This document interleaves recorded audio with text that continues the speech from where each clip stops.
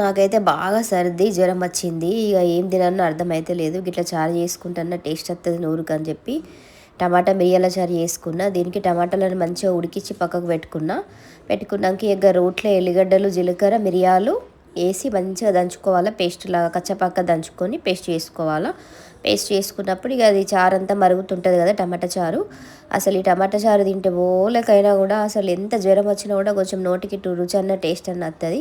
ఇక మరిగినాక కొంచెం ఉప్పేసి మరగబెడుతున్నా. ఇక పోపు వేసుకొని అవి ఆ ఎల్లిగడ్డ ముద్ద ఉంటుంది కదా, ఆ మిరియాలు ఆ జీలకర్ర ముద్ద ఉంటుంది కదా, ఎల్లిగడ్డ జీలకర్ర మిరియాల ముద్ద వేసేసుకొని పోపు వేసుకొని కరివేపాకు వేసుకోవాలి. ఇంట్లో కారం వేయద్దు, ఎండుమిరపకాయలు వేసుకొని పోపు వేసి మరిగించుకొని ఇక వేడి వేడి అన్నంలో ఇంత చారు పోసుకొని పాపడాలు గొలిచుకొని తిన్నా.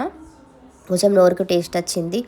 ఓళ్ళకి ఇట్లా సరదా అయితే ఈ చారు చేసుకొని తినండి, అమృతం లాగా టేస్ట్ వస్తుంది. ఇక పప్పులు గిప్పులు టేస్ట్ మనకు నోటికి అంత సహించవు కాబట్టి ఇది చేసుకొని తినండి. నాకైతే మస్తు ఇష్టం ఈ చారు. ఎప్పుడైనా జ్వరం వస్తే గిదే వేసుకుంటా. ఇక ఓళ్ళు చేసి పెట్టేటోళ్ళు లేరు, ఓళ్ళు ఉన్నారు. ఇక నేనే వేసుకొని నేనే తినాలా. పిల్లగాని నేనే చూసుకోవాలి, ఇక అందరినీ నేనే చూసుకోవాలి. ఇక చేత కానప్పుడు ఏం చేస్తాం, ఇక ఇట్లాంటివి చేసుకోవాలి. హెల్త్కి మంచి ఈజీ కూడా ఉంటుంది. ఇక చేత కానప్పుడు ఏం చేస్తాం, ఇట్లా చేసుకుంటాము. ఇక చేసుకొని వేడి వేడి అన్నం కాగానే ఇక అందులో పోసుకొని తిన్నా. పోపు వేసిన చూసిండ్రు కదా, ఆ ఎల్లిగడ్డ ఫ్లేవరు ఆ మిరియాల ఫ్లేవర్ అయితే మస్తు వస్తున్నాయి. నా ముక్కు అంతా క్లోజ్ అయిపోయింది, అయినా కూడా నాకే వాసన వస్తుంది. ఇక మంచి ముక్కున్న వాళ్ళకైతే ఇక మంచిగా వస్తుంది వాసన. ఇక మంచిగా అనిపించింది. చూసిరు కదా తాలిపేసేసిన.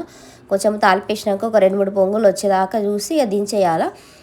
ఎక్కువ మరిగించినాం మనకు కొంచెం చేదు అవుతుంది. ఎందుకంటే అందులో మిరియాలు ఎల్లిగడ్డ జీలకర్ర అన్నీ వేసినాం కదా, పెద్ద ముద్దనే వేసినాం కదా కొంచెం ఎక్కువనే. ఇక షార్ చేసుకోండి మీరు కూడా. వాళ్ళకన్నా సర్ది జ్వరాలు వస్తే పిల్లలకు కూడా పెట్టుర్రి, మంచిగా ఉంటుంది. నేను ఎప్పుడైనా సర్ది ఇట్లా అయితే కూడా పిల్లలకి ఇట్లనే పెడతా.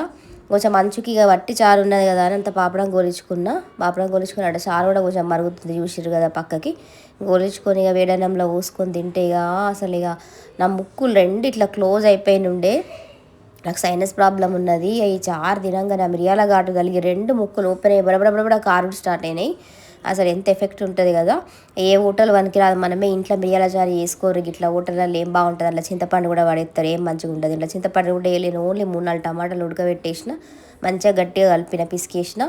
ఇక దాంట్లో ఉప్పేసి పసుపేసి మరగబెట్టేసి ఈ ఎల్లిగడ్డ తాలింపు పెట్టేసి తినండి. అసలు ఎంత మంచిగా ఉంటుందో చూసిరు కదా. పొగలకి అన్నంలాగా చారు పోసుకొని ఇక పాపడం పెట్టుకొని తింటే కొంచెం అబ్బాయి తీరం పట్టింది. పొద్దుగాల నుంచి ఏం తినలేను, ఆకలి దంచి కొడితే ఇక మంచిగా వేడివేడిగా తిన్న ముక్కులు కూడా ఓపెన్ అయినాయి. వీడియో నచ్చినట్టయితే లైక్ చేయండి, షేర్ చేయండి, సబ్స్క్రైబ్ చేయండి. ఉంటాను.